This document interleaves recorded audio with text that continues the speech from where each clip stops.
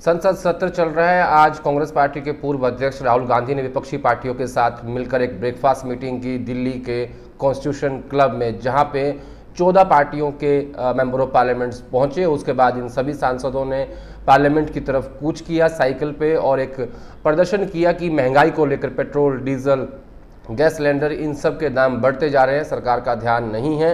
3 विषयों पे बातचीत हुई, किसान, जासूसी और महंगाई। दरअसल विपक्षी जो पूरे नेता हैं इस पूरे संसद सत्र में बार बार वो जासूसी की बात कर रहे हैं, लेकिन जासूसी एक ऐसा मुद्दा है जो आम जनता से जुड़ा हुआ नहीं है।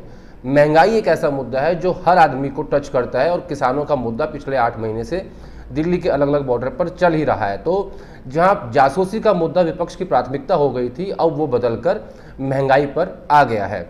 आज बात करेंगे कि कौन कौन नेता इसमें पहुंचे और अरविंद केजरीवाल को क्या राहुल गांधी की लीडरशिप मंजूर नहीं है।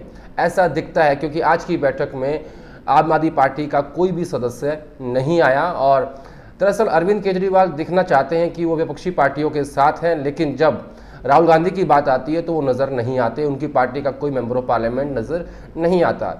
हाल ही में पश्चिम बंगाल की मुख्यमंत्री ममता बनर्जी दिल्ली के दौरे पर थी, उनसे केजरीवाल की मुलाकात हुई थी।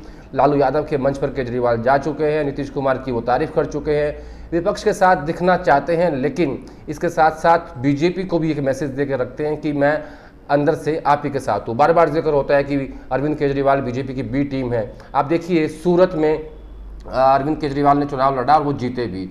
उत्तराखंड जाके चुनाव लड़ना चाहते हैं, पंजाब में चुनाव लड़ना चाहते हैं, यूपी में चुनाव लड़ना चाहते हैं। विपक्षी पार्टियों के साथ संजय सिंह और अखिलेश यादव की मुलाकात भी हुई थी, लेकिन जब विपक्षी एकता की बात आती है तो वो गायब हो जाते हैं। ऐसा क्यों है, आज इसी पे बात करेंगे। दरअसल जब दिल्ली में चुनाव हो रहा था उस वक्त प्रोटेस्ट था CAA के मुद्दे पर और वहाँ पर बहुत सारी महिलाएं इस प्रोटेस्ट में बैठी थी, लेकिन केजरीवाल एक भी बार वहाँ नहीं गए क्योंकि वो जानते थे कि दिल्ली चुनाव में अगर वो वहाँ चले गए तो लगेगा कि वो माइनॉरिटीज़ के साथ हैं। इसलिए उन्होंने जब जब वहाँ पे इंटरव्यू दिया तो वो उस दौरान तो उन्होंने हनुमान चालीसा पढ़ी और अपना एक हिंदू कार्ड खेला।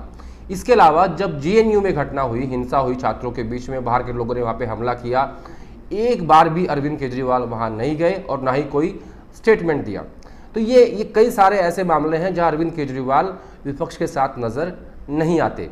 इसके अलावा आप जरा सोचिए, किसानों का मुद्दा, अरविंद केजरीवाल बॉर्डर पर पहुंच जाते हैं क्योंकि वो जानते हैं कि पंजाब में अगर चुनाव लड़ना है तो उनकी ये मजबूरी है कि उन्हें किसानों के साथ दिखना पड़ेगा। GNU, CAA और इसके बाद किसानों का मुद्दा। अब जब बात हुई दिल्ली दंगे की, दिल्ली में दंगा हुआ, बहुत सारे लोगों की जान गई। अमेरिका के प्रेसिडेंट उस वक्त दिल्ली के हिंदुस्तान के दौरे पे थे और दिल्ली में मौजूद थे और देश की राजधानी में दंगा हो रहा था। उस वक्त भी अरविंद केजरीवाल बिल्कुल गायब दिखे। अब आप सोचिए कि वो हर राज्य में चुनाव लड़ना चाहते हैं और जहाँ जहाँ अरविंद केजरीवाल चुनाव लड़ते हैं वहाँ कांग्रेस का वोट कटता है। क्या ये एक महज स्ट्रैटेजी है कि अरविंद केजरीवाल विपक्ष के साथ तो दिखना चाहते भी हैं, लेकिन पीछे से वो एक मैसेज ये भी देते हैं कि उनको सरकार से भी कोई दिक्कत नहीं है। आज की बैठक में भी यही हुआ कि राहुल गांधी की लीडरशिप में जो बैठक बुलाई गई थी उसमें केजरीवाल का कोई भी रिप्रेजेंटेटिव नहीं पहुंचा। तो JNU की हिंसा, दिल्ली का दंगा, CAA का प्रोटेस्ट और जामिया यूनिवर्सिटी की हिंसा के वक्त भी अरविंद केजरीवाल बिल्कुल खामोश रहे। लेकिन जब बात आई, जब केंद्र सरकार ने एक बिल पास किया कि दिल्ली सरकार के तमाम अधिकार अब LG के पास चले गए हैं, उस वक्त अरविंद केजरीवाल ने सोनिया गांधी को फ़ोन करके कहा कि हमें आपकी पार्टी का समर्थन की आवश्यकता है राज्यसभा, लोकसभा दोनों ही हाउसेज में, क्योंकि दिल्ली सरकार के तमाम अधिकारों को केंद्र सरकार, मोदी सरकार छीनने जा रही है। सोनिया गांधी ने आश्वासन दिया कि हाँ, हम आपके साथ हैं और कांग्रेस पार्टी आपका समर्थन करेगी, हम बाकी विपक्षी पार्टियों से भी बातचीत करेंगे। लेकिन उस वक्त हुआ भी, बिल भी पास हो गया और वो उस बिल में तमाम अधिकार केजरीवाल के केंद्र सरकार ने छीन लिए।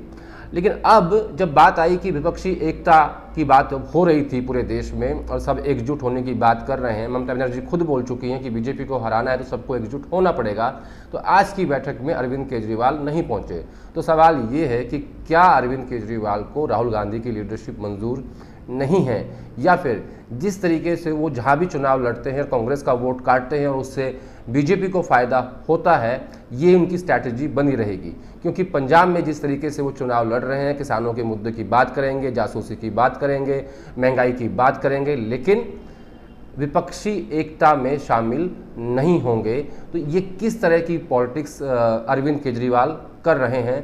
क्या वो साफ साफ ये बात क्यों नहीं कह देते कि उन्हें विपक्ष के नेता के तौर पर राहुल गांधी की लीडरशिप मंजूर नहीं है, बाकी भले ही वो पवार हों, ममता बनर्जी हों, नीतीश कुमार हों, माफ़ कीजिएगा लालू प्रसाद यादव हों, तो उन सब के नेतृत्व में वो काम करने के लिए राज़ी हैं।